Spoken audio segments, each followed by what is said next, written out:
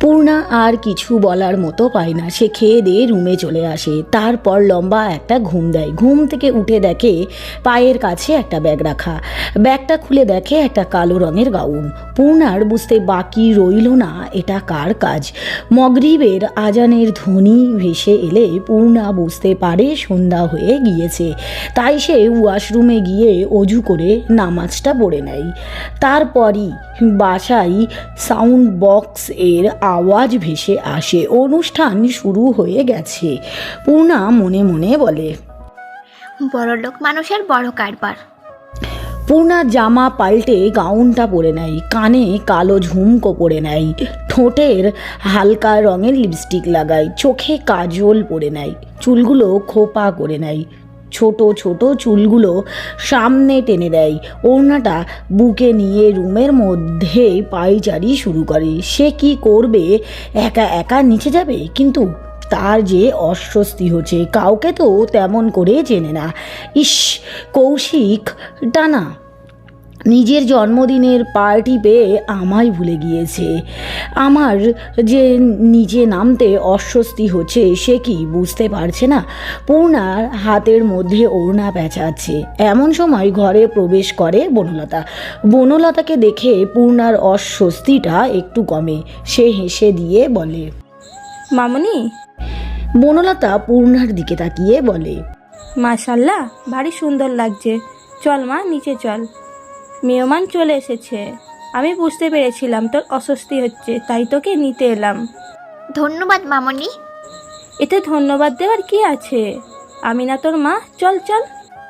পূর্ণা বনলতার পেছন পেছন নিচে যায়। গিয়ে দেখে এলাহি আয়োজন। দুপুরে বাড়িটা কেমন ছিল আর এখন কেমন দেখাচ্ছে। চারিদিকে লাল নীল আলো জ্বলছে, মিউজিক বাজে।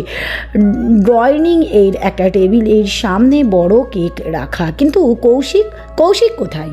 বনলতা পূর্ণার হাত ধরে বলে, কৌশিককে খুঁজছিস? পূর্ণা আমতা আমতা করে বলে, আসলে এত অস্বস্তি পাওয়ার কি আছে? কৌশিক গার্ডেনে, ওর কিছু বন্ধু এসেছে, সেখানে গল্প করছে। তুই চল। হঠাৎ বনলতাকে একজন মহিলা এসে ডেকে নিয়ে যায় আর পূর্ণা সে একা হয়ে যায়। আশেপাশে অনেক লোকের ভিড়ে কাউকে পূর্ণা চেনে না। তাই সাইডে একটা সোফায় গিয়ে বসে পড়ে। তখন একজন ছেলে এসে পূর্ণার পাশে বসে। ছেলেটিকে দেখেই বোঝা যাচ্ছে ছেলেটি ড্রাঙ্ক। পূর্ণা একটু সরে বসে। ছেলেটি পূর্ণার আরও কাছে যায়। পূর্ণা এইবার উঠে দাঁড়ায়। ছেলেটি এইবার পূর্ণার হাত ধরে ফেলে। পূর্ণা ভয় পেয়ে বলে, শ্যাওনামাই, কি করছেন?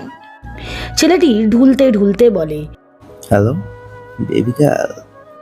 পূর্ণা এইবার কেঁদে দেয়। সে বারবার নিজের চোখ মন দিয়ে কৌশিককেই খুঁজছে। কোথায় কৌশিক? ছেলেটি এইবার পূর্ণার কোমরে হাত দিলে সে ছেলেটিকে একটা থাপ্পড় দিয়ে সেখান থেকে দৌড়ে উপরে আসতে থাকে।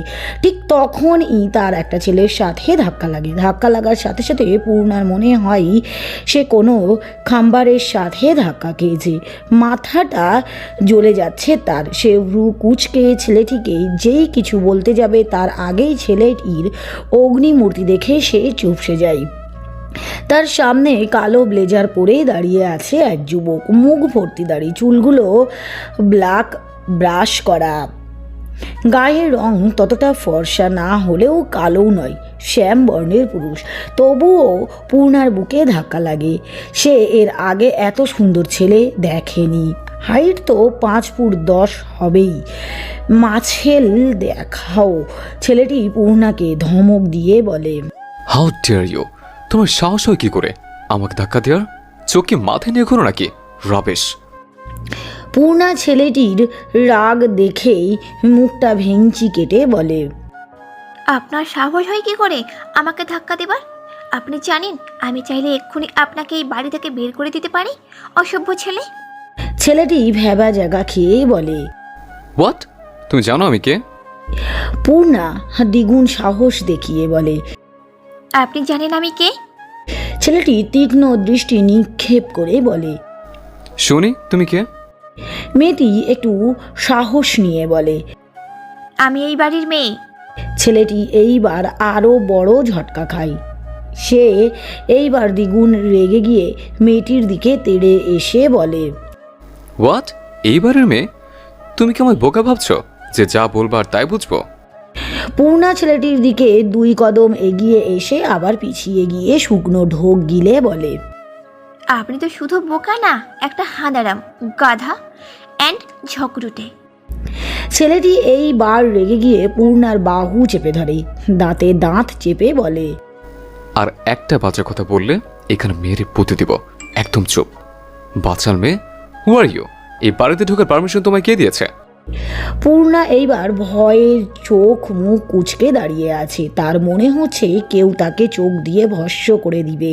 পূর্ণার মনে হচ্ছে তার 2 হাত তার নিজের সাথে নেই। ব্যথায় কুঁকড়ে উঠেছে পূর্ণা, চোখ দিয়ে পানি গড়িয়ে পড়ছে। কিন্তু ছেলেটির রাগ এখনও কমেনি। সে এখন ঠিক ওইভাবেই পূর্ণাকে ধরে আছে।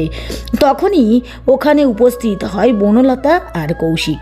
বনলতা ছেলেটিকে বলে, এ কি রাফাত, ওকে এইভাবে ধরে দাঁড়িয়ে আছিস কেন? মেয়েটি ব্যথা পাচ্ছে তো। রাফাত বনলতার কণ্ঠস্বর পেয়ে মেয়েটিকে ধাক্কা দিয়ে ফ্লোরে ফেলে দেয়। তারপর রাগে ফুঁসতে ফুঁসতে বলে, মম, হোয়াট ইজ দিস? এসব কি মম? বাড়িতে এসব মানুষ কি করে ঢুকে? হাও? শেষের কথাটা রাফাত জোরে চিল্লিয়ে বলে। জোরে মিউজিক বাজার কারণে রাফাতের চিল্লানোর আওয়াজটা ড্রয়িং রুম অবধি পৌঁছলো না। কিন্তু রাফাতের চিৎকারের পূর্ণা সহ বনলতা কৌশিক কেঁপে ওঠে।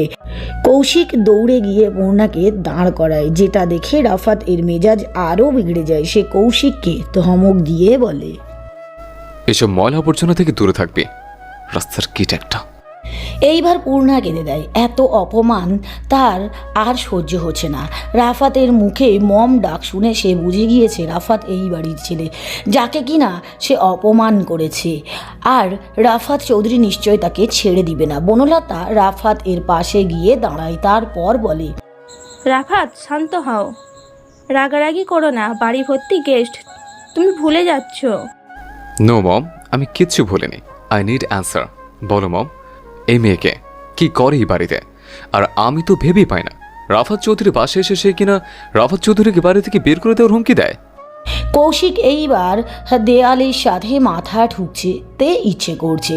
এই মেয়ে এইটা কি করেছে? দাদা ভাইকে রাগিয়ে দিয়েছে, এখন সামাল দেই কি করে? বনলতা পূর্ণার দিকে একটু তাকিয়ে তারপর রাফাতকে বলে, নিশ্চয়ই তুই কোনো অন্যায় করেছিস, তাই বের করে দিতে চেয়েছে।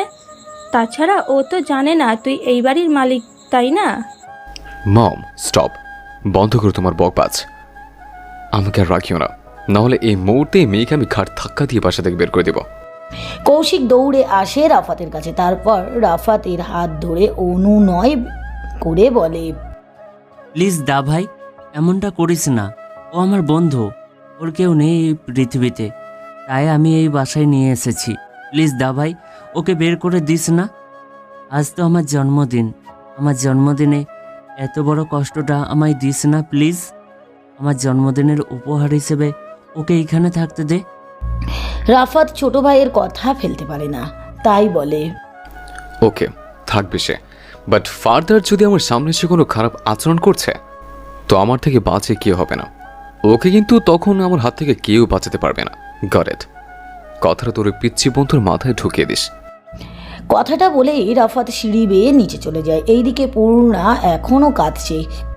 পূর্ণার কান্না দেখে বনলতার খুব কষ্ট হয়। সে পূর্ণার কাছে গিয়ে তার চোখের পানি মুছে দিয়ে বলে, কিছু মনে করিস না মা, আমার বড় ছেলেটা এমনই, কারো কথা শোনে না, যাকে তাকে কথা শুনিয়ে দেয়। আসলে ওর মাথাটা একটু গরম তো তাই, তবে ওর মনটা অনেক ভালো। এই বাসায় এসেছিস নিশ্চয়ই আমার ছেলেকে তুই বুঝবি। এখন কান্না থামা দেখি। পূর্ণা আচমকা বনলতাকে জড়িয়ে ধরে বলে, আমি এসে কি তোমার বিপদে ফেলে দিলাম মামনি? যদি তাই হয় তাহলে আমি চলে যাচ্ছি। এই না, তুই কোথাও যাবি না। তুই আসার পর আমার মনে হয় আমি আমার মেয়েকে পেয়েছি। আর কখনো এইসব কথা মুখে আনবি না। কৌশিক, ওকে নিচে নিয়ে আয়, আমি গেলাম। বনলতা চলে গেলে কৌশিক পূর্ণার কাছে আসে। পূর্ণা রাগ দেখিয়ে মুখ ঘুরিয়ে রাখে, যা দেখে কৌশিক হেসে দিয়ে পূর্ণার মুখটা নিজের দিকে ঘুরিয়ে বলে, রাগ করছিস? দেখ পূর্ণা, আমি বুঝিনি আমার এতটুকু অনুপস্থিতিতে এত কিছু হয়ে যাবে। I am sorry. আসলে আমার দা ভাইটা না এমনই, কিন্তু আম্মু বলল না ওর মন ভালো। এইটা সত্যি তুই তার প্রুফ পাবি, দেখে নিস। পূর্ণা এইবার কৌশিকের পেটে একটা কিল বসিয়ে দেয়। কৌশিক পেট ধরে বলে, আহ পূর্ণা রে, আমার পেট গেল রে। তুই এটা কি করলি রে? এখন তো আমার পেট অপারেশন করতে হবে। আল্লাহ, কত রক্ত লাগবো। ইঞ্জেকশন ভাই, আমি ইঞ্জেকশন দিব না। আল্লাহ বাঁচাও। আহ সবগুলো কথা কৌশিক অভিনয় করে বলল, আর পূর্ণা তার এমন অভিনয় দেখে খিলখিল করে হাসতে লাগলো। তার এমন মুক্ত ছাড়া হাসির দিকে কৌশিক মুগ্ধ নয়নে তাকিয়ে রইল। কৌশিকের এমন চাহনি দেখে পূর্ণার হাতের তুড়ি বাজিয়ে বলে, কিরে, তুই কি আমার প্রেমে পড়ে গেলি নাকি? কৌশিক ব্যঙ্গ করে বলে, আমি তোর মতো পেতনির প্রেমে? ছ্যা, তাহলেই হয়েছে। আমার মাথায় কয়টা মুন্ডু আছে যে তোকে ভালোবাসতে যাব? পূর্ণা এইবার আরও উচ্চ স্বরে হেসে ওঠে। কৌশিক বলে, এইবার চল, নাহলে দেরি হয়ে যাবে। পূর্ণা কিছু বলে না। সে কৌশিকের পেছন পেছন নিচে যায়। গিয়ে দেখে এখন আরও মানুষের ভিড়। বনলতা আর রশিদ মেহমানদের দেখভাল করছে, আর রাফাত চৌধুরী সে সোফায় বসে কিছু লোকের সাথে কথা বলছে।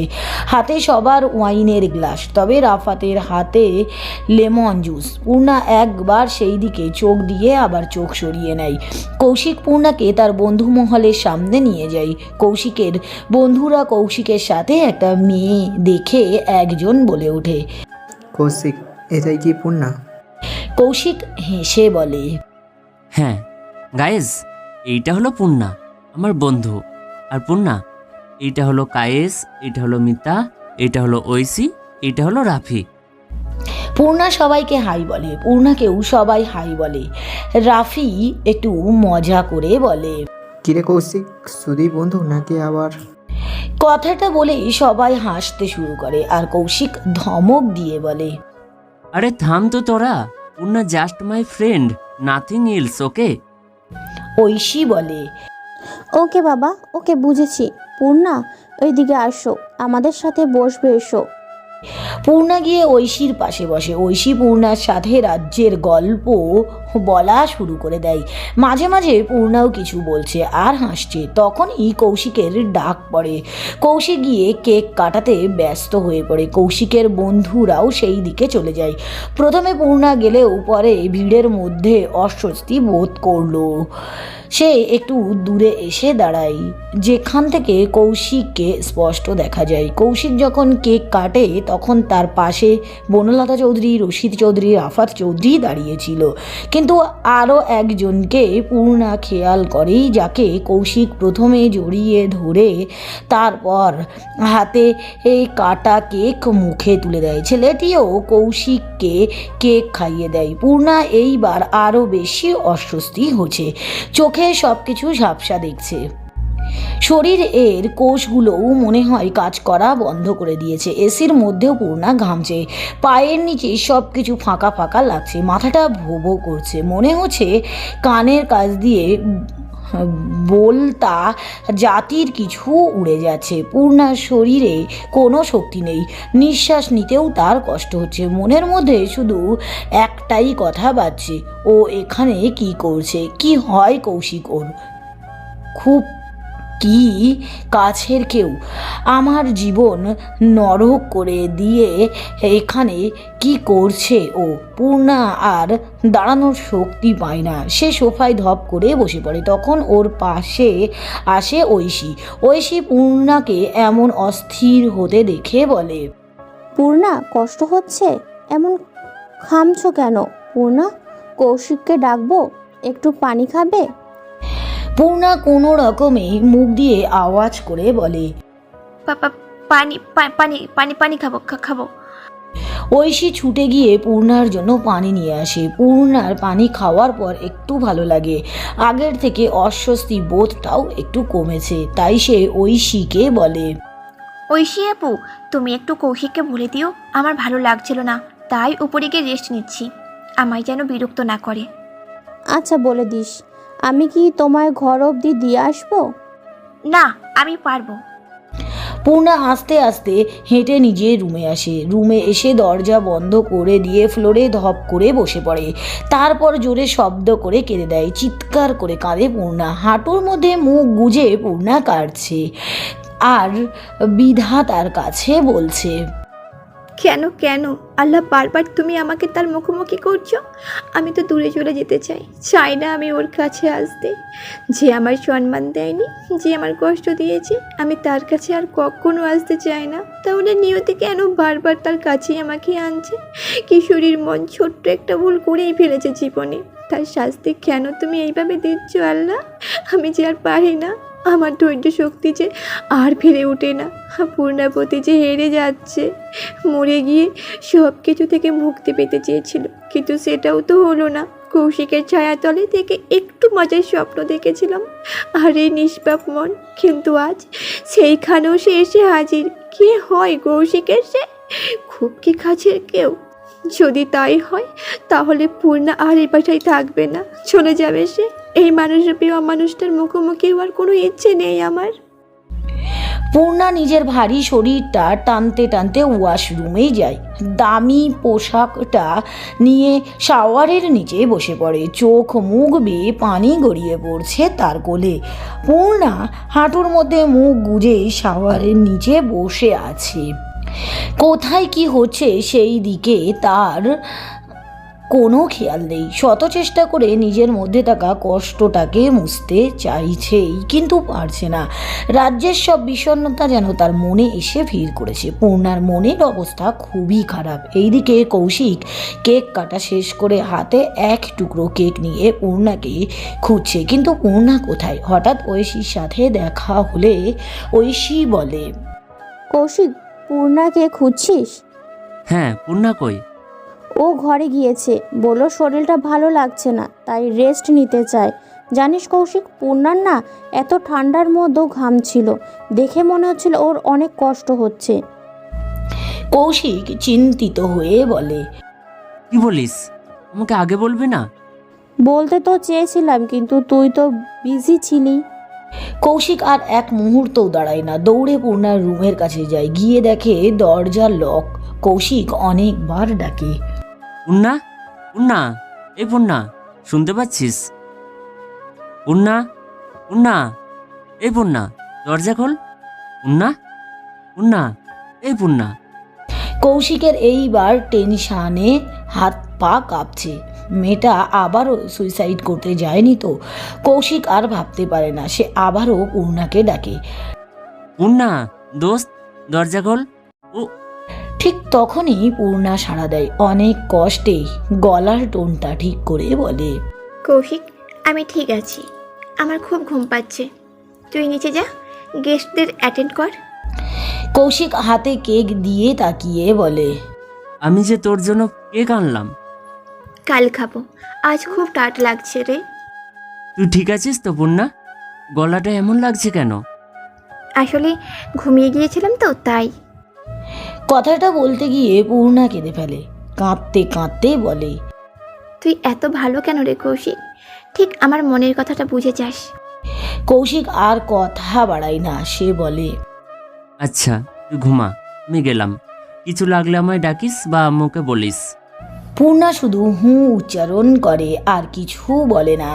নিশুতি রাত। চৌধুরী বাড়ির সবাই যার যার মতো করে ঘুমিয়ে পড়েছে। মেহমানরা সবাই চলে গিয়েছে। পূর্ণাও কাঁদতে কাঁদতে ঘুমিয়ে পড়েছিল, কিন্তু হঠাৎ তার ঘুম ভেঙে গেলে সে বুঝতে পারে তার শরীরে জ্বর উঠেছে। তাপমাত্রাটা খুব বেশি, একটু ঠান্ডা পানির প্রয়োজন। গলাটা শুকিয়ে চৌচির হয়ে গিয়েছে। পূর্ণা উঠে বসতে নিলে পড়ে যায়। মাথাটা ঘুরছে, কিন্তু পানির তো অনেক প্রয়োজন। পূর্ণা আবারও কষ্ট করে উঠে বসে।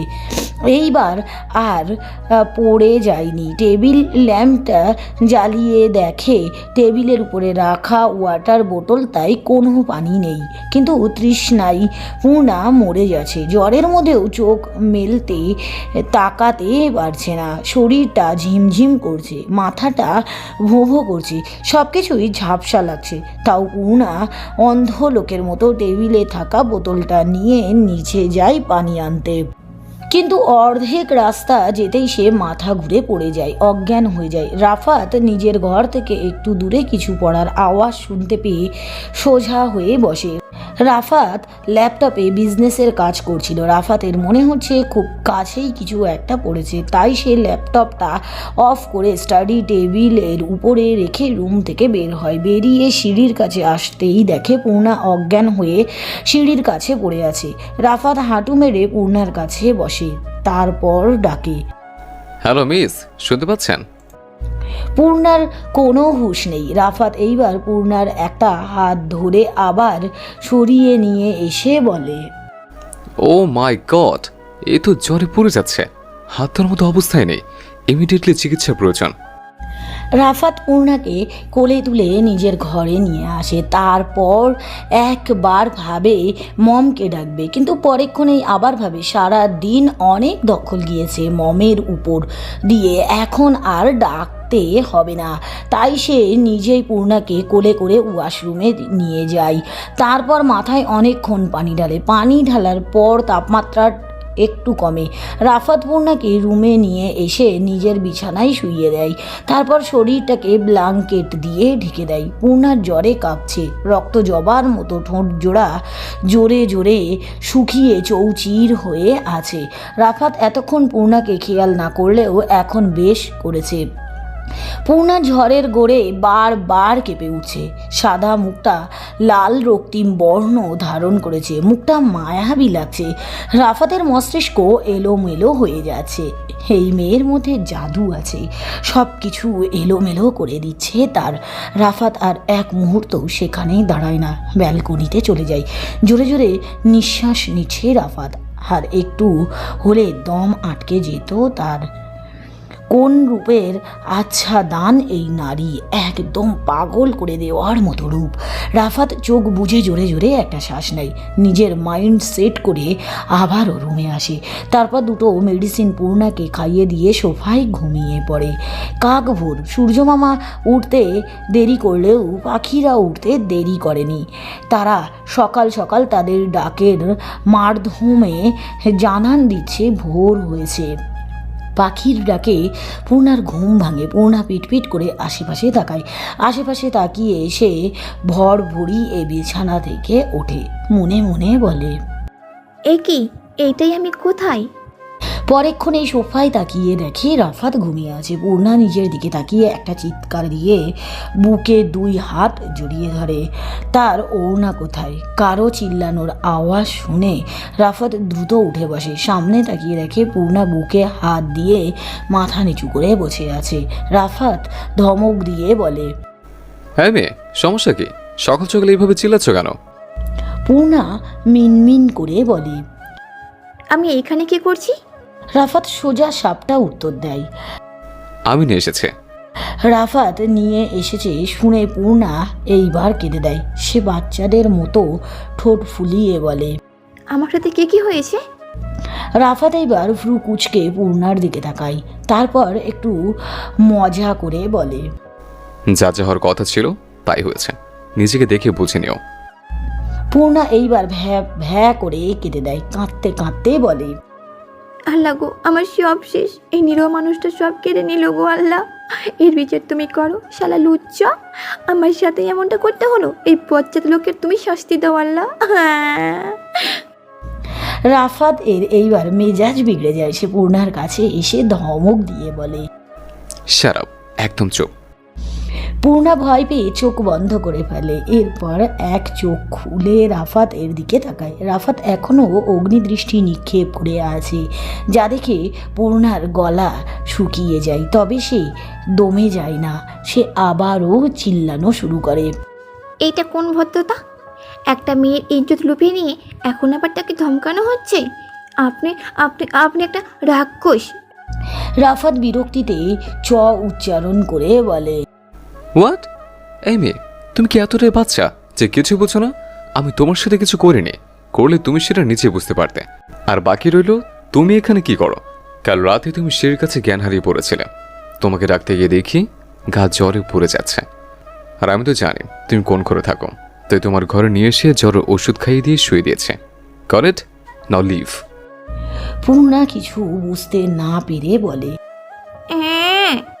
রাফাত এইবার আরো রাগ হয়, তাই সে রেগে গিয়ে পূর্ণার বাহু চেপে ধরে বলে, what I say leave damn it. Purna ভয়ে কাঁচুমাচু হয়ে আছে, কিছু বলছে না। রাফাত ওর হাত ধরে টেনে খাট থেকে নামায়, তারপর ছুঁড়ে মেরে ঘর থেকে বের করে দেয়। পূর্ণা অবাক নয়নে রাফাতকে দেখে। শেষে যেই কয়টা শক্ত কথাতে শোনাতে উদ্যত হবে, অমনি রাফাত মুখের উপরে দরজা বন্ধ করে দেয়। পূর্ণা অনেক কষ্টে উঠে দাঁড়ায়। সে কোনো কিছু না দেখে হাঁটতে থাকে, তাই সে খেয়াল করেনি সে কি নিজের রুমের দিকে যাচ্ছে না অন্য কোথাও। পূর্ণার ঘর রাফাতের ঘরের ডান দিকে, কিন্তু পূর্ণা সোজা হাঁটছে। হঠাৎ পূর্ণাকে কেউ দেয়ালের সাথে চেপে ধরে। পূর্ণা হক চকিয়ে যায়। সে দ্রুত সামনের মানুষটিকে দেখে নেয়। সামনের মানুষটিকে দেখে পূর্ণা যেন শ্বাস আটকে যায়। আবার সে এখানে কি করছে এত সকালে?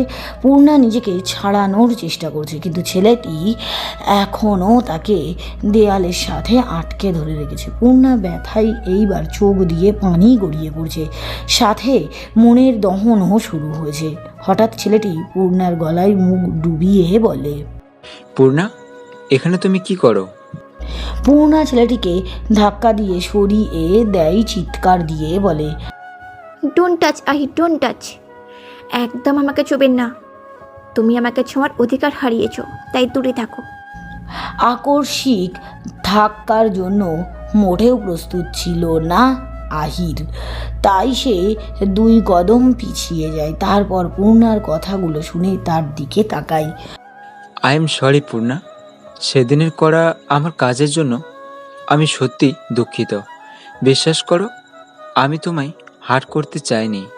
পূর্ণা তাচ্ছিল্যের হাসি হেসে বলে, আহির, তুমি আমায় যে অবস্থায় রেখে এসেছিলে সেইখান থেকে আজ আমি আর তোমায় নেই অন্য কারো, তাই আমাকে ছোঁয়ার অধিকার তুমি দেখাবে না।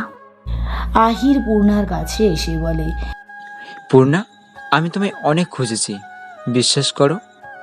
বিশ্বাস করি না। আহির পূর্ণার আরও কাছে এসে ওর গালে হাত রেখে বলে, I love you Purna.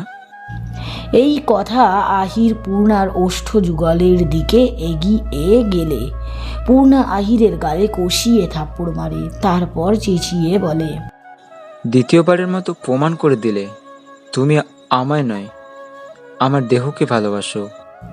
Ahir রাগী দৃষ্টিতে পূর্ণার দিকে তাকিয়ে আছে, যেন সেই চোখ দিয়ে পূর্ণাকে গিলে খাবে।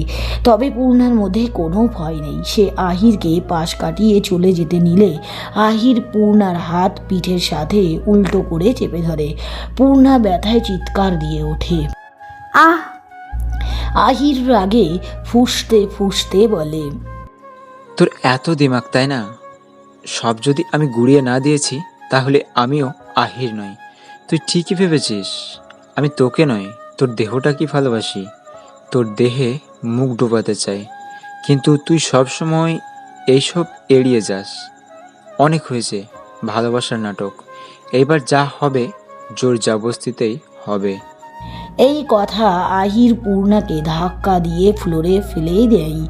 ঠিক তখনই পেছন থেকে কেউ গম্ভীর কণ্ঠে বলে, কি হচ্ছে কি এখানে? আহির পেছনে তাকিয়ে দেখে রাফাত। রাফাতকে দেখে সে ভয় পেয়ে যায়, আমতা আমতা করে বলে, রাফাত ভাই, নাথিং, কিছু তো হচ্ছে না। আসলে এই মেয়েটি পড়ে গিয়েছো তো, তাই আমি সাহায্য করছিলাম। রাফাত তীক্ষ্ণ দৃষ্টিতে পূর্ণাকে দেখে। পূর্ণা ভয়ে কাছুমাছু হয়ে আছে, চোখে পানি, শরীরে মৃদু কাঁপছে। বারবার বাম হাতটা ডান হাতের তালু দিয়ে ডলছে, মনে হচ্ছে সেখানে খুব ব্যথা পেয়েছে। রাফাত আহিরের দিকে 2 কদম এগিয়ে এসে বলে, তুই কাল কে বসেছিলে? হ্যাঁ রাফাত ভাই, রাতে তো রিয়ান এসেছে তাই আমি আর যাইনি। কিন্তু রাফাত ভাই, এই মেয়ে কে? ও কৌশিকের বন্ধু, এই বাসায় থাকে। কিন্তু রাফাত ভাই, অপরিচিত কাউকে বাসায় জায়গা দেওয়া কি ঠিক হবে? মম চায় তাই থাকবে, উচিত অনুচিত পরে দেখা যাবে। আহির একটু সাহস করে বলে।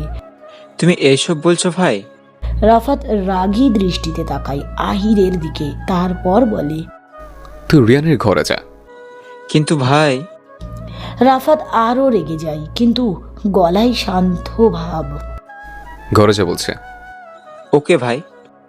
আহির রিয়ানের ঘরে চলে যায়। রিয়ান রাফাতের আর এক ভাই, বনলতার মেজ ছেলে। এতদিন সে ব্যবসায়ের একটা কাজে সিলেটে ছিল, গতকাল বাসায় ফিরেছে। আর আহির রিয়ানের বন্ধু, খুব কাছের বন্ধু। আবার আহির বনলতার বোনের ছেলে, তাই সে মাঝে মধ্যে এই বাড়িতে আসে। তবে রিয়ান থাকলে বেশি আসে। আহির চলে গেলে রাফাত পূর্ণার দিকে তাকায়। পূর্ণা এখনও ফ্লোরে বসে আছে। রাফাত বলে, তখন না রুমে যেতে বললাম। পূর্ণা কিছু বলে না, সে উঠে দাঁড়ায়, তারপর চোখের পানি মুছে বলে, কখনো চাইলেও অনেক কিছু করা যায় না, যেমন আপনার বলা সত্ত্বেও আমি ঘর অবধি যেতে পারিনি। কথাটা বলে পূর্ণা দৌড়ে নিজের ঘরে চলে যায়। আর রাফাত সে পূর্ণা যাওয়ার দিকে চেয়ে থাকে। পূর্ণার কথায় যেন কিছু একটা ছিল যা রাফাতকে ভেতর থেকে নাড়িয়ে দেয়। এখানে যে খুব ভালো কিছু হচ্ছিল না সেটা রাফাত বুঝতে পেরেছে, কারণ রাফাত দেখেছে আহির পূর্ণাকে ধাক্কা দিয়ে ফ্লোরে ফেলে দিয়েছে। কিন্তু কেন? এই বাড়ির সবাই আহিরকে ভালো চোখে দেখলেও রাফাত জানে আহির খুব একটা ভালো মানুষ না। তাই সে ব্যাপারটা নিয়ে চিন্তিত। এই বাড়িতে এতদিন মেয়ে মানুষ ছিল না, কিন্তু এখন আছে।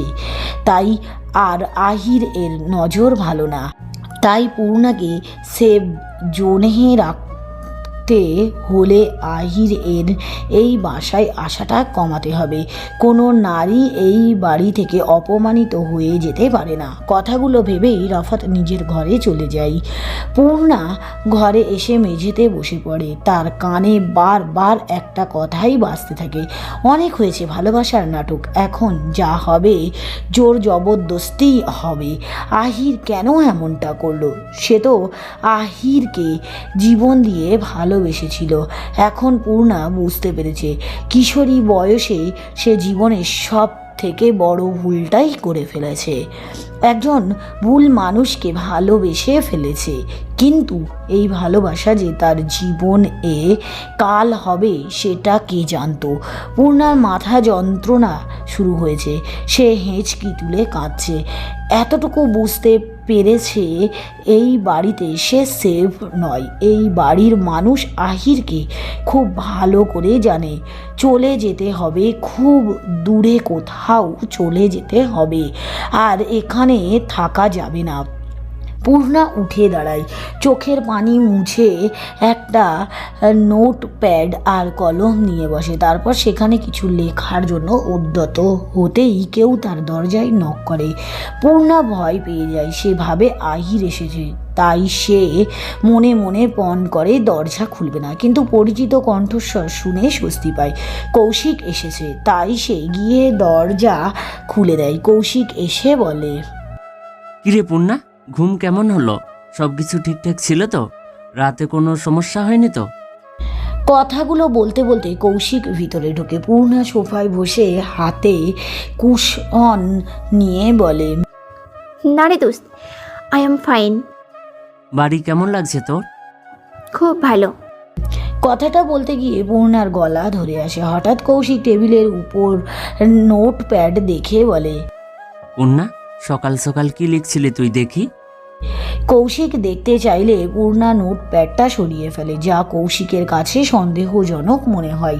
তাই সে বলে, এনি প্রবলেম পূর্ণা? কাল পার্টিতে কি কিছু হয়েছে যার জন্য তুই পার্টি ছেড়ে রুমে চলে এসেছিস? আরে না, সব ঠিক ছিল। আমার তো ঘুম পাচ্ছিল, তাই চলে এসেছি। সত্যি? আরে বাবা হ্যাঁ, সত্যি। কৌশিক পূর্ণার কাছে বসে বলে,